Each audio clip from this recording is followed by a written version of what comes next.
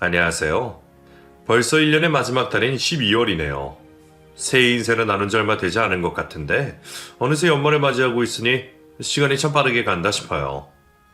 어른들 말씀에 나이가 들면 시간이 더 빨리 간다고 하시던데 내년엔 하고 싶었던 일들 용기 내어서 도전해봐야지 하는 생각을 하게 됩니다. 찬바람 불고 연말이 되면 생각나는 여러 사람이 있어요.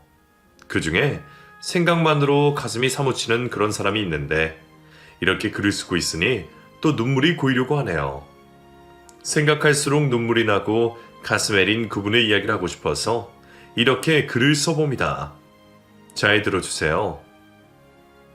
저는 집에서 무남동녀로 태어나서 부모님의 사랑을 듬뿍 받으면서 자랐어요. 엄마랑 아버지는 결혼할 때 자식을 셋을 낳고 싶다고 하셨는데 어찌된 일인지 임신이 되지 않아 초반에는 마음고생이 많으셨대요. 그러다 늦음하게 제가 생겼고 기다리던 아이가 생겨 두 분은 정말 많이 기쁘셨다고 했어요. 그래서 사진을 참 많이 찍어주셔서 제 사진만 모아둔 앨범이 집에 20권이나 될 정도로 많아요. 앨범 수만 들어도 관심이 어느 정도인지 예상이 되시죠? 학창시절에 친구들이 놀러오면 집에 있는 앨범을 보고 다들 놀라서 구경하고 그랬어요. 엄마는 친구들에게 제 어릴 적 사진을 보여주고 싶으셔서 늘 사진을 꺼내놓으셨고요. 사춘기 무렵에는 엄마의 그런 행동이 부끄럽기도 했어요. 엄마, 내가 친구들 오면 앨범 꺼내지 말라고 했잖아.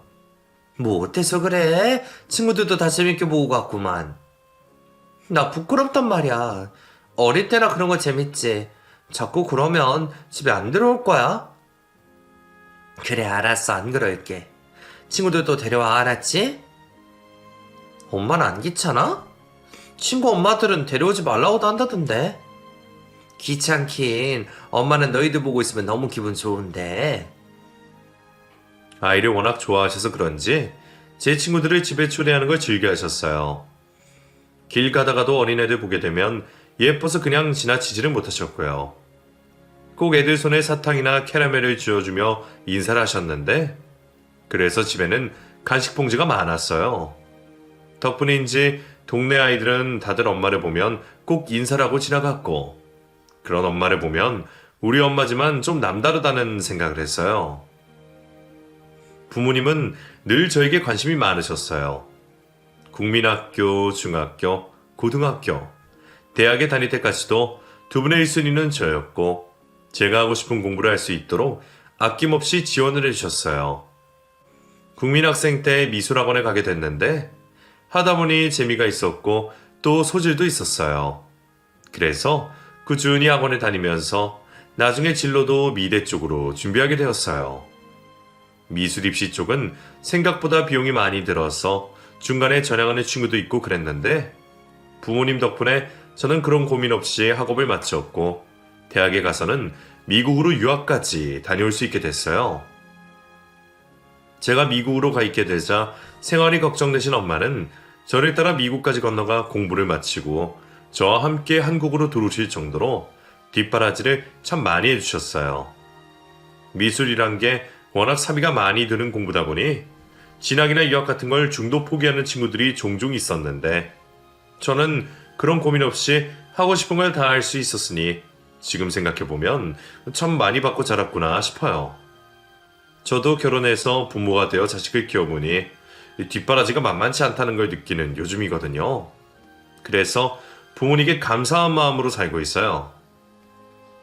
공부를 모두 마치고 저는 지인의 소개로 미술관에서 일을 하게 됐어요. 개인적인 작품 활동을 계속하고 있었지만 당장 수입이 되는 정도는 아니라서 관련 업계에서 일을 하면서 경험을 쌓으려고 시작했어요. 아무래도 많은 그림을 보고 다루다 보면 그 안목이 깊어지는 것들이 있으니까요. 그렇게 저의 첫 직장 생활이 시작이 됐고 한동안 일에 푹 빠져서 살았어요. 전 세계에 내놓으라 하는 작품들을 만나면서 저에게 신세계 같은 곳이었거든요. 공부만 할 때는 몰랐던 미술 산업 쪽에도 눈을 뜨게 되고 미술관에서 일을 하게 되면서 새로운 경험을 참 많이 했어요. 그러다 보니 자연스레 제 작품 활동은 뜸하게 되었죠. 일을 시작한 지 2년이 지나가면서 남편을 만나게 되었어요. 저와 유학 시절에 만났던 동기였는데 한국에 들어와서는 연락이 끊어졌던 친구였어요. 우연히 일 때문에 만나게 됐는데 오랜만이라 그런지 엄청 반가웠어요. 그 친구도 저와 오랜만에 보는 거라 몇 번 밥을 먹게 됐고 둘 다 만나는 사람이 없던 때라 같이 영화도 보고 따로 차도 마시게 됐어요. 우리 미국에 있을 때 내가 너 좋아했던 거 아냐? 뭐? 날 좋아했다고? 내가 이럴 줄 알았어. 너 전혀 눈치 못 챘어? 말해줘야지. 나 전혀 몰랐어. 그 친구는 유학 시절 혼자 저를 짝사랑하고 있었다고 했어요. 쑥스러움을 많이 타는 친구라 저에게 말을 못했다면서 당시 얘기를 해주는데 전혀 몰랐던 사실이라 저는 깔깔깔 웃으면서 얘기를 들었어요. 저도 그 친구에게 호감이 있었기에 만약 고백을 했다면 사귀었을 수도 있었을 텐데 이렇게 말했더니 지금도 늦지 않았다며 진지하게 만나보자고 고백을 하더군요. 그때 얼마나 놀랐던지 여전히 저에게 좋은 감정이 있다고 하는 말에 저도 조금이 마음은 움직였고 저희는 연인이 되었어요. 그리고 1년 정도 연애 후 결혼을 하게 되었어요. 결혼식을 하던 날 아버지의 손을 잡고 버진 로드를 걸어 나갈 때 떨리던 손의 감촉이 아직도 생각이 나요. 너무 빨리 결혼을 한다며 부모님이 정말 많이 서운해하셨거든요. 결혼 허락을 받으러 온 날에도 조금 더 있다가 결혼하라고 남편을 설득하실 정도였으니 두 분이 얼마나 아쉬워하시는지 저도 잘 알고 있었죠. 혼주석에 앉은 엄마는 화장이 지워지는데도 눈물을 감추지 못하셨고요. 그런 두 분의 모습을 보면서 저 역시 눈물이 자꾸 흘러서 몇 번이나 화장을 고치고 그랬어요. 웃으면서 행복해야 할 신부가 식이 끝날 때까지 훌쩍이면서 그랬더니 웨딩 사진 고를 때 온통 울상인 얼굴만 잔뜩 있었어요. 그때는 그 모든 게 크게 다가왔었는데 지금 생각해보니 다 해프닝이라 웃음이 그냥 나요. 결혼 후 임신이 바로 되고 10달 뒤 저는 출산을 했어요. 신혼도 없이 바로 임신 기간을 지내며 일도 하니 그 해가 어떻게 지나갔는지 기억도 안 날 정도예요. 몸이 점점 무거워져서 출근이 힘들어지자 남편이 일을 그만두라고 했지만 제가 좋아하는 일이었기에 그만두고 싶지 않았어요. 그래서 고집을 부리며 육아휴직을 할 수 있는 기간까지 계속 일을 했어요. 임신이란 게 한두 가지 불편한 게 아니잖아요. 입덧에 몸도 무거워지고 임신 후기에는 다리도 퉁퉁 붓고 걷기도 힘들고 육아휴직 이후에 재기할 수 있을지 확신은 없었지만 그 정도로 고집을 부렸어요, 제가. 임신 막달이 되고 아이를 출산했어요. 아이는 너무나 사랑스러운 딸이었고 아들만 둘이 있던 시댁에서는 손녀가 태어났다고 많이 좋아해 주셨어요. 저희 친정에서도 첫 손주를 보게 돼서 얼마나 좋아하셨는지 몰라요. 엄마는 저희 집에서 사시듯이 하셨고 아버지도 주말마다 저희 집에 오셔서 손녀를 봐주셨고요. 덕분에 육아도 수월하게 정말 다른 사람들에 비해 엄청 편하게 할 수 있었어요. 친구들 얘기를 들어보면 산후 우울증이랑 만성 피로 때문에 많이 힘들다 그러고 독방 육아로 스트레스가 어마어마하다는 얘기도 하던데 모두 저와는 거리가 먼 그런 얘기였어요. 모두 친정 부모님의 도움으로 제가 편하게 지낼 수 있었던 거죠. 육아휴직을 마치고 복직을 앞두고 있을 때 사실 좀 망설여졌어요. 아이가 커갈수록 엄마인 저도 지치는데 친정엄마가 혼자 하실 수 있을까 하는 걱정 때문에요. 제가 그런 걱정을 하고 있다는 것을 아시고 엄마가 먼저 말씀을 꺼내주셨어요. 당연히 복직해야지. 뭘 그런 걸 걱정해. 수아는 걱정하지 마. 엄마가 수아 봐줄게. 엄마도 허리 아픈데 내가 없으면 더 힘들 거 아니야. 엄마가 그렇게 얘기해줘서 고맙지만 걱정이 돼요. 오전에 돌봄 선생님 모시기로 했잖아. 오후에 그 매시간 보는 거 못할까봐? 걱정하지 말고 네가 하고 싶은 거 해. 네가 일을 싫어하면 몰라도 그렇게 좋아하면서 왜 포기하니? 엄마 믿고 해. 엄마, 고마워요. 친정엄마 덕분에 저는 별일 없이 복귀할 수 있게 됐어요. 그리고 그간의 공백을 채우기 위해 열심히 일을 했죠. 일하는 도중에도 문득 애 생각이 나고 돌봄 선생님이 보내주시는 아이 사진을 보면 가슴이 시리기도 했지만 그래서 더 일에 몰두했어요. 아이까지 맡기고 나온 상황이었기에 일을 더 잘해내고 싶었어요. 시간이 흐르며 점점 자리를 잡게 됐고 아이도 한 살 한 살 나이를 먹어가며 건강하게 자라주었어요. 일에 집중하고 있던 오후 시간에 사촌 오빠로부터 연락이 왔어요. 오빠는 고모의 아들이었고 자주 보지는 못해도 만날 때마다 저에게 잘해줘서 사이가 좋았어요. 오빠는 고모가 돌아가셨다며 장례식장을 알려줬고 갑작스런 부고 소식에 저는 너무 놀라고 말았어요. 오빠, 정말이야? 고모가 왜? 암이셨어요. 몇 년 전에 수술하시고 꾸준히 관리하셨는데 올해 초 재발이 됐어. 고모가 몸이 아픈 건 알고 있었는데 재발은 전혀 몰랐어. 그래. 좋은 얘기도 아니고 해서 우리가 쉬쉬했어. 여튼 시간이 되면 와. 장소는 문자로 알려줄게. 오늘 갈게. 슬프더라도 힘내, 오빠. 고모는 아버지의 누나였어요. 예전부터 자주 왕래는 안 했지만 어쩌다 명절에 만나 인사를 드리곤 했는데 그럴 때마다 저를 참 많이 예뻐해 주셨어요. 다른 고모와 큰아버지도 저를 예뻐해 주셨지만 왠지 고모는 남달랐죠. 고모와 같이 있으면 마음이 편해지고 한참 안 볼 때는 생각이 나서 보고 싶기도 하고 그랬는데 다 크고 나서는 저도 제 할 일 한다고 연락이 뜸하고 그랬거든요. 딸아이 돌잔치에도 오셔서 축하해 주시며 눈물까지 글썽이던 고모였는데 생각만으로 너무 마음이 아팠어요. 고모의 부고 소식에 부모님도 비상이 걸리셨죠. 엄마와 아버지는 장례식장으로 가시면서 저에게 오지 말라고 하셨어요. 엄마, 어떻게 안 가봐. 고모가 나 얼마나 예뻐해 주셨는데. 내일이라도 가볼게. 나 고모 보고 싶어. 너 오면 수아는 누가 보고? 장례식장 애한테 안 좋아. 그러니까 안 와도 돼. 그래도 그래. 아빠 말 듣고 너는 있어 그냥. 부모님의 만류에 그날 장례식장에 가지는 못했어요. 잔업도 없이 칼퇴근하고 집에 온 저는 아이를 보면서도 정신이 딴 데가 있었죠. 그런 저를 남편이 위로해줬지만 아무리 생각해도 제가 장례식장을 안 가는 건 말이 안 된다는 생각이 들었어요. 친척이라고는 해도 가족 일이잖아요. 다른 일도 아니고 돌아가신 건데 얼굴도 안 비치는 말이 안 되는 일이었어요. 안 되겠어. 나 장례식 다녀올게. 장인 장모님이 오지 말라고 했는데 가게? 아무리 그래도 이건 예의가 아니지. 엄마 아빠만 모르는 건 아니지만 금방 다녀올게. 어? 그럼 나도 같이 가게 내일 가자. 어머니께 우리 수화 좀 봐달라고 할게. 그렇게 해, 그럼. 남편도 같이 문상을 가기도 하고 시부모님께 아이를 맡겼어요. 그리고 장례식장을 갔는데 엄마 아버지가 저를 발견하시고는 당황해 하셨어요. 기어이 왔냐고 타박하는 눈빛이었지만 저는 모른 척하고 저를 알아 들어갔어요.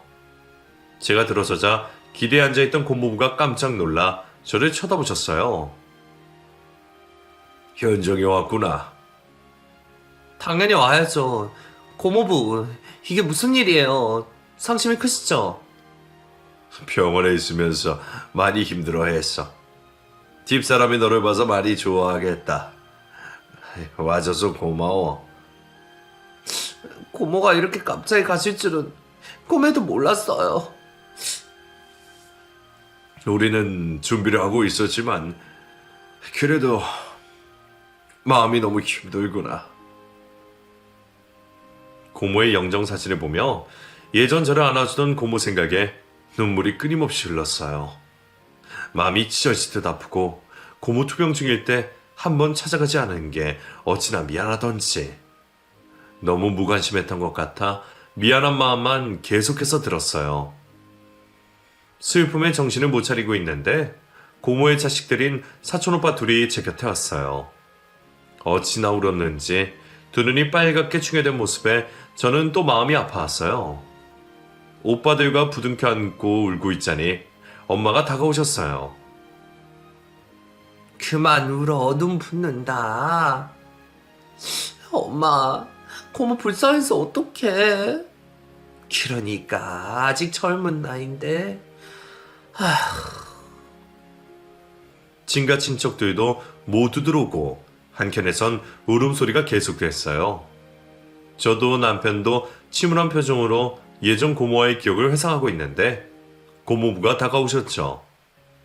엄마 아버지가 잠깐 밖에 나가셨기에 저랑 단둘이 앉아 얘기를 나누게 됐어요.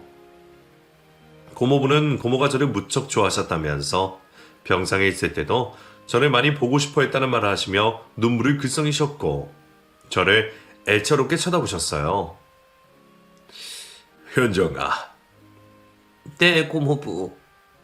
혹시 네 아빠한테 뭐 들은 거 없니? 네? 무슨... 심해부님.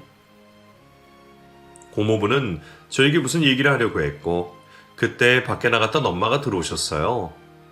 엄마는 저와 고모부가 단둘이 앉아있는 걸 보고 소리를 지르셨고 장례식장에 있는 사람들이 다 저희를 쳐다보았어요. 저도 너무 놀라서 엄마를 불렀는데 고모부는 부모님을 쳐다보고는 슬며시 자리를 피하셨어요. 무슨 일이냐고 엄마한테 물었지만 그저 빨리 집에 가자고 서두르셔서 발인도 보지 못하고 저희는 집으로 오게 됐어요. 엄마, 고모부랑 무슨 일 있어? 고모부가 아빠한테 들은 거 없냐고 물으시던데. 일이 있을 게 뭐가 있어. 자주 보지도 못했는데. 그래? 이상하네. 나한테 숨기는 거 아냐? 쓸데없는 소리 말고 어서 수아 밥이나 줘. 수아 배고플 시간이야. 알겠어. 늘 저에게 다정하게 말씀해 주시는 엄마였지만 그날은 날이 선 것 같은 모습이었고 아버지도 뭔가를 알고 계신 눈치였는데 저 얘기를 피하시는 듯해 보였어요. 무슨 일인지 궁금했지만 다시 시작된 일상에 바빠서 금세 잊어버리고 지내게 되었어요. 하지만 죽은 고모의 생각은 종종 떠올랐어요. 웬일인지 모르겠지만 고모의 죽음이 너무나 충격적이었고 고모 생각에 밥도 잘 못 먹고 잠도 잘 못 자기도 했고요. 그래서 한동안 마음을 달래느라 힘들었어요.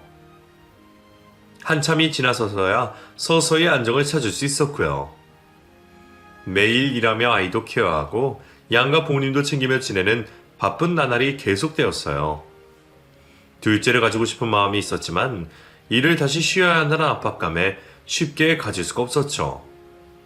친정엄마는 또 키워줄 테니 키울 때 달아서 키우라고 하셨고요. 그런데도 제가 일 욕심이 있어서 마음 먹는 게 쉽지 않더군요. 남편도 하나 있는 딸 잘 키우자고 해줬고요. 그렇게 바쁘게 살면서 딸은 초등학생이 됐어요. 더 이상 친정엄마가 도와주지 않아도 혼자서 학원도 잘 가고 학교 생활도 재미있게 하며 잘 지내고 있었죠. 엄마는 벌써 다 큰 것 같아 서운하다시며 늦은 감이 있어도 하나 더 낳아라 성하셨어요. 엄마의 마음을 잘 알지만 아이가 초등학생이 되고 학년이 올라가자 점점 둘째 생각은 멀어졌고 양가 어른들 모시고 여행이나 다니며 지내는 게 더 좋게 느껴졌어요.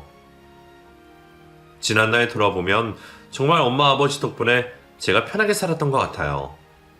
다른 사람들은 결혼하면서 집 걱정에 출산하면 육아 걱정에 고민을 많이 한다던데 저는 부모님 지원으로 큰 걱정 없이 화목하게 지낼 수 있었으니까요.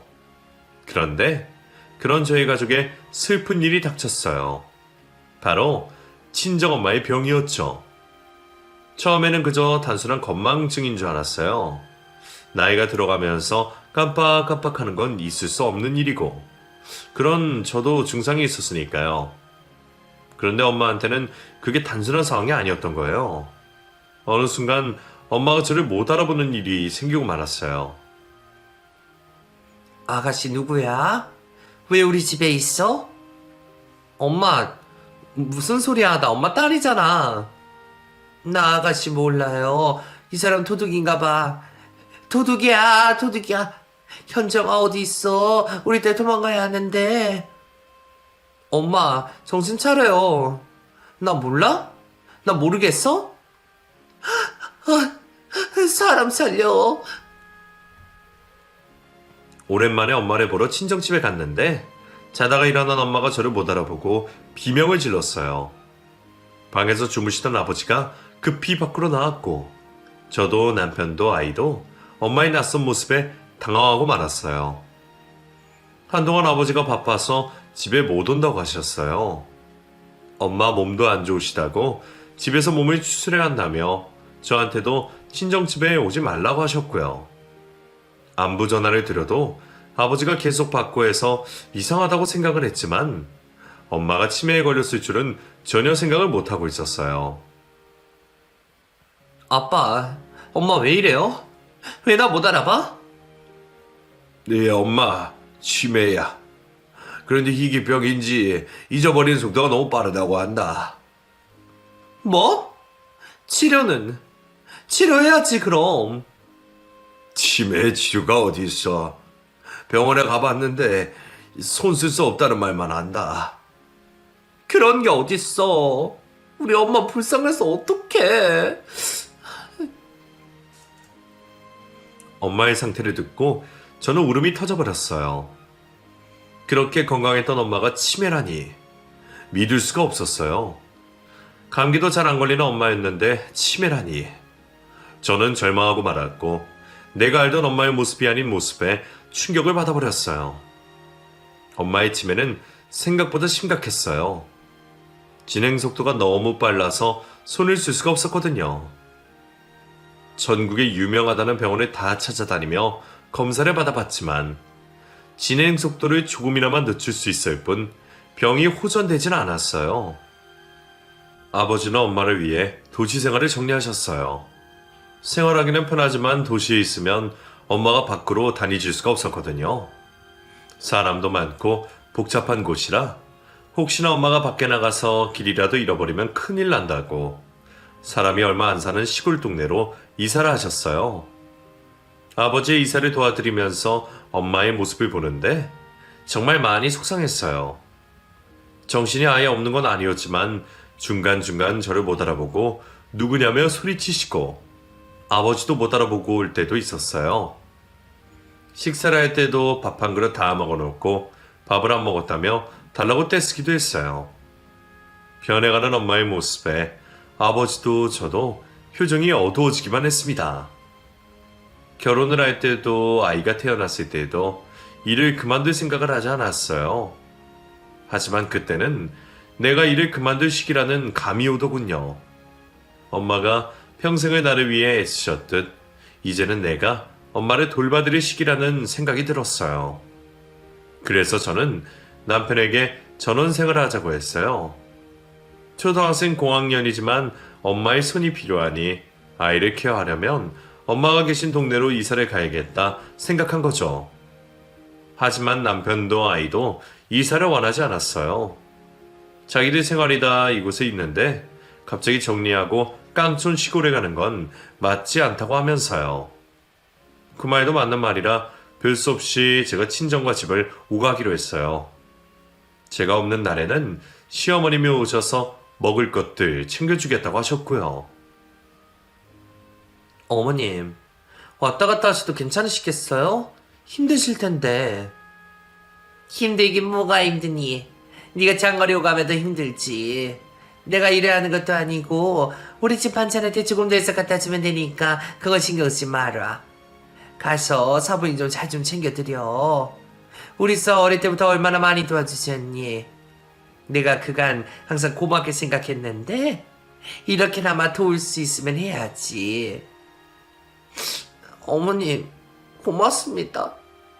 울지 말고 어머니 보살피는 건 생각보다 힘들 거야.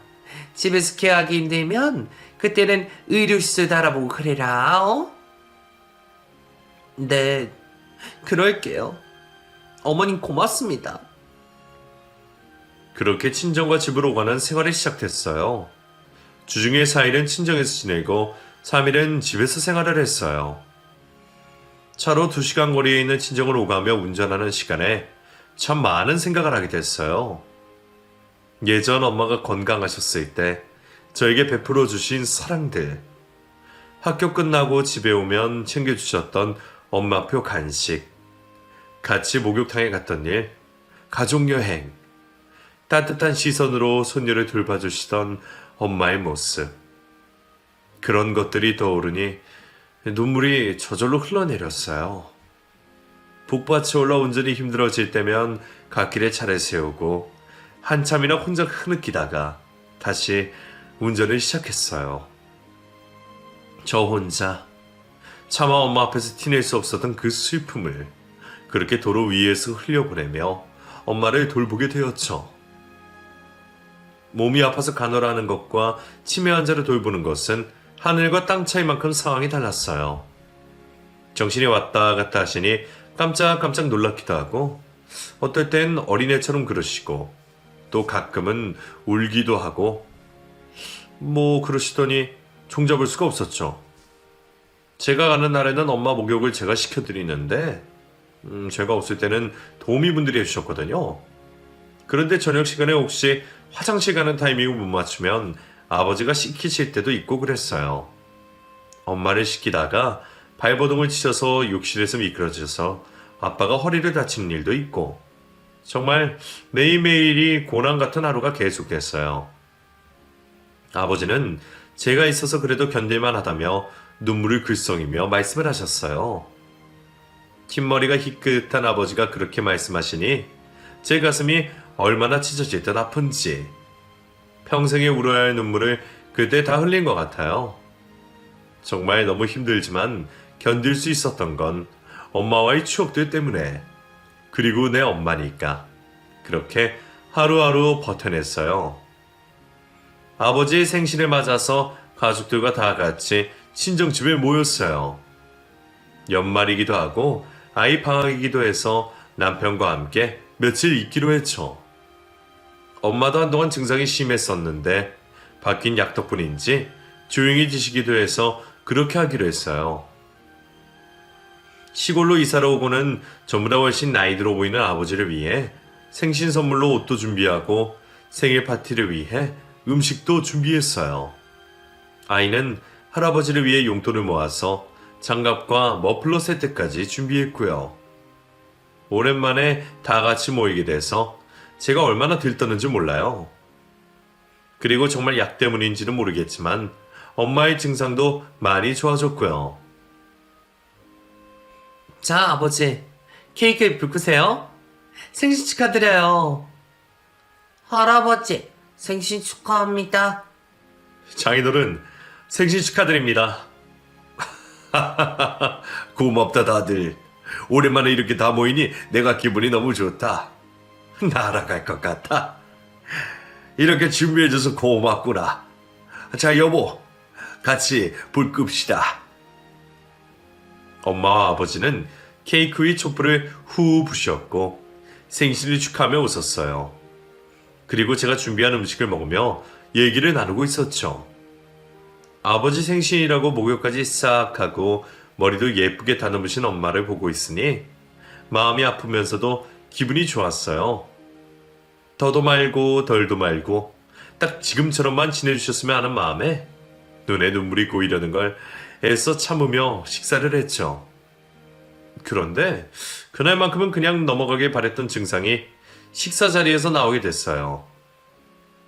잘 드시고 계시더니 갑자기 소리를 지르면서 발버둥을 치셨고 그 바람에 국그릇이랑 수저들이 떨어지고 음식이 엎어졌어요. 엄마 정신 차리세요. 엄마. 몰라. 우리 현정이 오라고 해. 현정아. 엄마 나 여기 있잖아. 아니야. 아니란 말이야. 아줌마 저리 가. 현정아. 흥분해 있는 엄마를 진정시키려 아빠는 서둘러 방 안으로 엄마를 데리고 들어갔어요. 할머니의 낯선 모습을 처음 본 딸은 울음이 터져 아빠한테 안겨있고 남편도 당황해 말도 못하고 있더군요. 엉망이 된 식탁을 보면서 저는 주저앉아 흐느꼈어요. 그간 쌓여있던 울분이 제 가슴 속에서 터져 나와버린 거죠. 억눌린 감정들을 해결하지 못한 채 쌓이기만 한 상황에 또 가슴이 무너지는 일이 벌어지니 견디기가 힘들었던 것 같아요. 흐느끼는 저를 딸이 와서 감싸 안아줬어요. 남편도 제 손을 잡으며 위로해줬고요. 차마 아이 앞에서 더 무너지는 모습을 보일 수 없어 눈물을 닦아내고 식탁을 정리하는데 자꾸만 솟아오르는 눈물이 식탁 위에 뚝뚝 떨어졌어요. 애써 진정을 하며 식탁 정리를 계속했습니다. 한동안 소음이 나오던 안방이 조용해졌어요. 잠이 드셨다며 방에서 나온 아버지는 쓴 웃음을 짓고는 작은 방으로 들어가셨고 아이도 놀랬는지 일찍 잠자리에 들었어요. 저와 남편은 술을 한잔하며 얘기를 나눴는데 거실장 한켠에 있는 제 앨범을 보자고 하더군요. 20개나 되는 앨범을 꺼내 한 장 한 장 넘기며 옛 추억을 남편과 나눴어요. 이야, 당신 육상도 했어? 국민학교 때 체육 시간에 달리기 했는데 좀 잘했나 봐. 육상부 들어오라고 해서 잠깐 했어. 그림도 잘 그리고 육상도 잘하고 팔방미인인데? 아니야, 잠깐 했는데 뭐. 근데 당신 어릴 때 사진은 없어? 갓난아기 때 사진 같은 거 말이야. 나 어릴 때 집에 불 나와서 4살 이전의 사진은 다 불타고 없대. 정말? 다친 사람은 없어서 다행인데 아쉽다. 지금도 이렇게 예쁜데 아기 땐 더 예뻤을 거 아니야. 놀리지 마세요. 남편과 옛날 사진을 보는 시간이 좋았어요. 건강했던 엄마의 모습과 젊은 아버지의 모습, 그리고 해맑게 웃고 있는 제 모습을 보면서 기분이 전환되게 느껴졌어요. 한참을 그렇게 있다가 어느 순간 잠이 들었고 한기가 느껴져 잠에서 깼어요. 덮고 있던 이불이 바닥에 떨어져 추웠던 거죠. 옆자리를 보니 남편이 화장실에 갔는지 보이지 않았고 다시 잠을 청하려다 일어나 거실로 나갔어요. 집은 고요했고 사방은 어두웠는데 안방 문틈으로 불빛이 새어나오고 있더군요.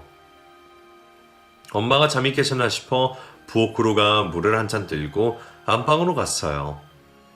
그런데 방문이 잠겨 있는 겁니다. 이상했어요. 엄마가 방문을 잠그실 리가 없는데 싶어 엄마를 부르려는데 안에서 드런드런 소리가 들렸어요. 목소리가 엄마랑 남편의 목소리였어요. 둘이 뭐라 하는 소리가 났지만 정확히 들리지 않았는데 엄마의 한마디가 제 귀에 선명하게 들렸어요. 내 딸한테 절대로 말하면 안 돼. 순간 이상한 생각이 들었어요. 엄마가 나한테 숨기는 얘기가 뭐지? 남편은 알아도 되고 나는 알면 안 되는 얘기가 뭐지? 순간 저는 다급해졌어요. 무슨 일인지 제가 알아야겠더군요. 문 열어. 당신 안에 있잖아. 문을 왜 잠그고 있어? 방문을 탕탕 두드리며 문을 열라고 했어요.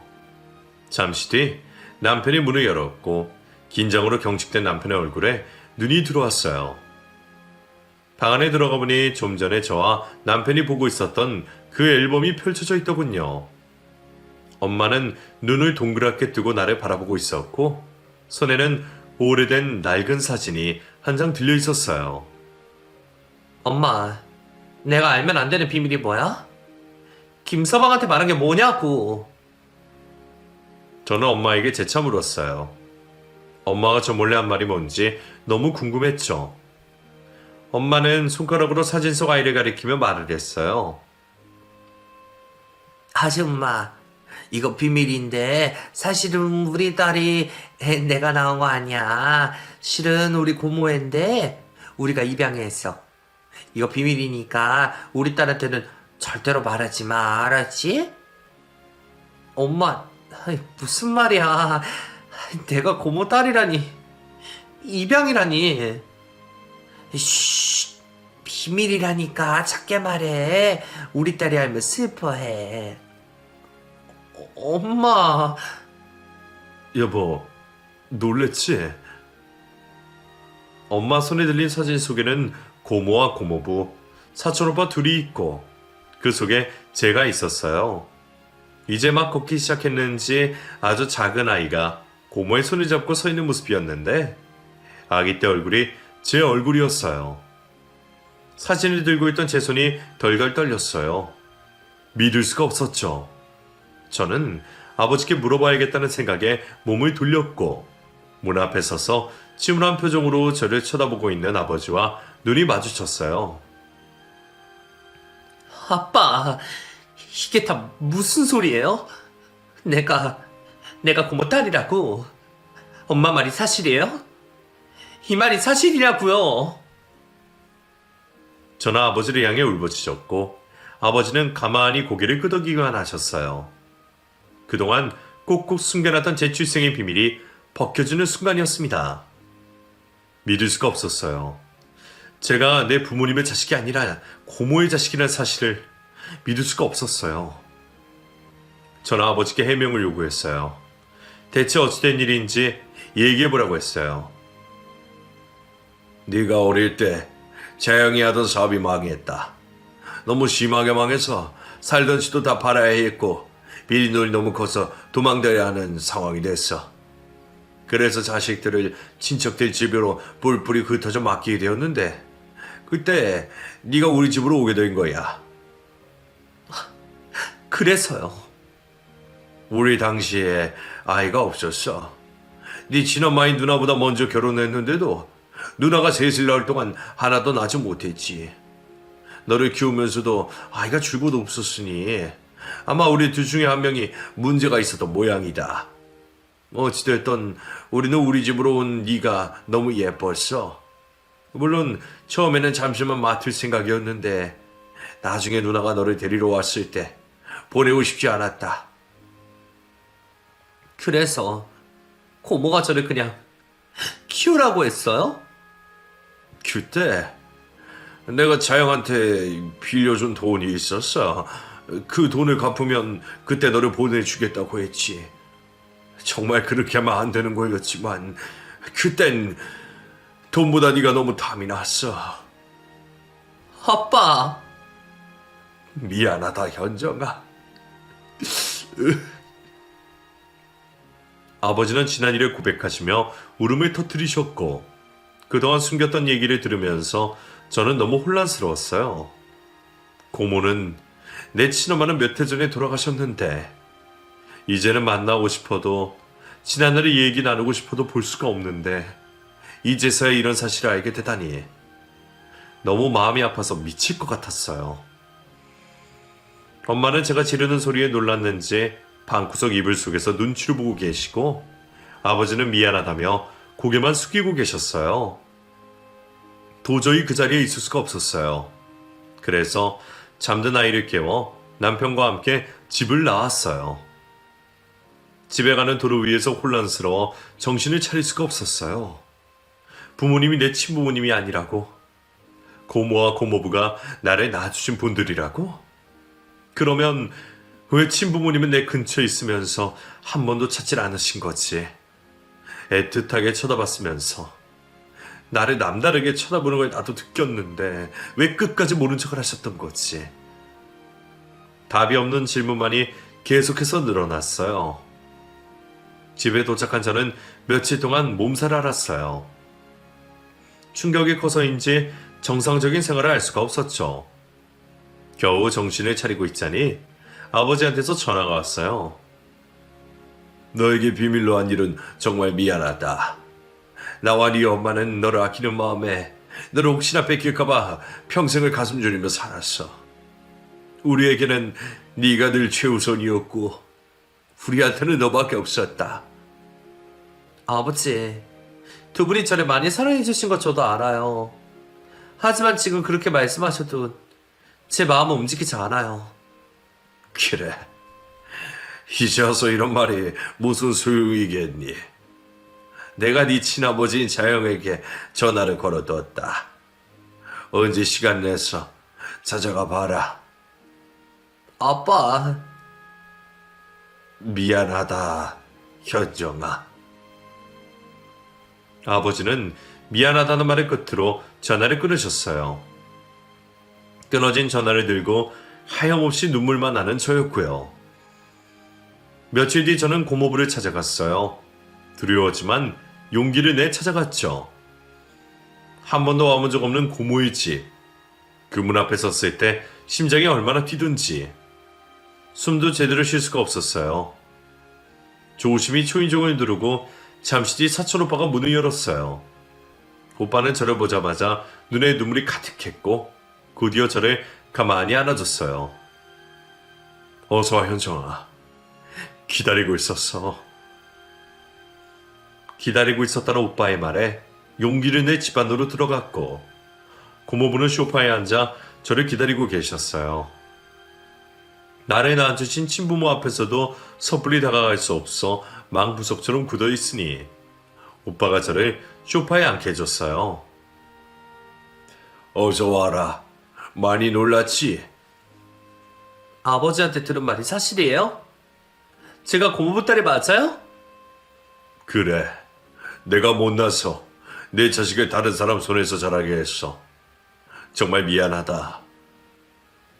진짜 내가 고모부 딸이에요? 고모부가 제 아빠고 고모가 제 엄마 맞아요? 그래, 현정아. 너는 내 자식이야.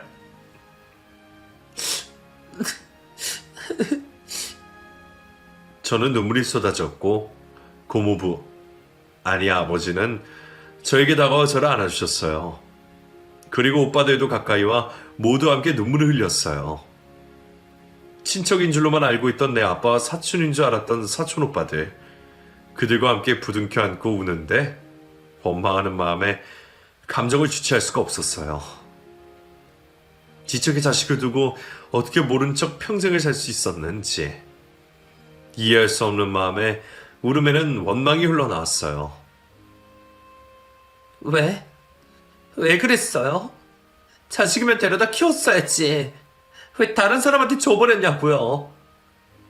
우린 가슴이 찢어지도록 아팠지만 네 생각만 했어. 네가 좋은 집에서 편하게 공부하면서 밝게 크는 모습 보면서 우리는 이게 맞다고 생각했어.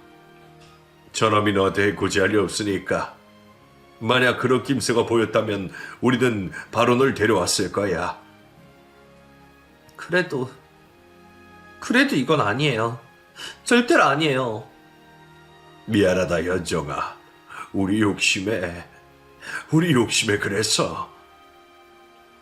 나는 날 낳아준 엄마한테 엄마라고 불러보지도 못했는데 어떡해. 한참이나 그늦게 온 뒤에 그동안 쌓인 얘기들을 나눴어요. 큰오빠는 제가 친동생이라는 걸 알고 있었다고 했어요. 하지만 아버지 말씀대로 잘 사는 외삼촌 딸로 살아가는 게 더 좋다고 생각했기에 애써 모른 척했다고 하더군요. 엄마도 눈에 보이면 당장이라도 데려가고 싶은 마음이 생길까봐 일부러 친정 쪽으로 걸음도 안 하고 제가 너무너무 생각이 날 때면 참지 못하고 저를 보러 왔다고 했어요. 엄마가 돌아가시기 전에 너를 그렇게 찾았어.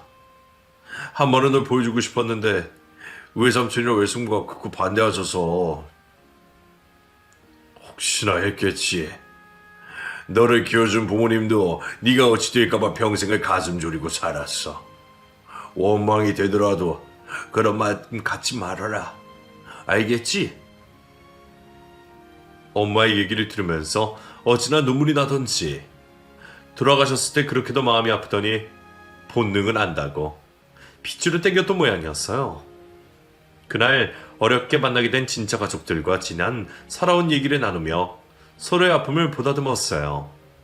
어쩌면 평생을 모르고 살았을지도 모를 내 부모, 내 형제를 그렇게 찾고 나니 정말 믿기지가 않았어요. 뉴스에서나 듣던 그런 이야기가 내 이야기가 되다니 세상 살아가는 게 알 수 없다는 생각이 들어요. 그날 그렇게 가족과 재회 후 저에게는 저를 키워준 부모님, 저를 낳아준 부모님, 이렇게 두 부모님이 생겼어요. 저를 키워주신 아버지께 처음에는 원망도 했지만 이렇게 사랑으로 키워주신 것에 감사하기로 마음을 달리 먹었죠. 그리고 저를 위해 다른 사람에게 저를 맡긴 아버지도 원망이 됐었지만 그 당시 부모님 상황을 이해해드리기로 했어요. 그리고 양쪽 집으로 가며 지금은 잘 지내고 있어요. 치매에 걸린 엄마는 결국 전문 의료기관에서 지내게 되었어요. 엄마 덕분에 제 출생의 비밀을 알게 됐으니 어쩌면 엄마가 알려주고 싶었던 것은 아닌가 하는 생각도 들어요. 속상하고 눈물도 흘렸지만 지금은 다들 잘 지내고 있으니까요. 제 이야기는 여기까지예요. 연말입니다. 가족들과 소중한 시간 보내시고 한 해 마지막 달 마무리 잘 하시길 바랄게요. 감사합니다.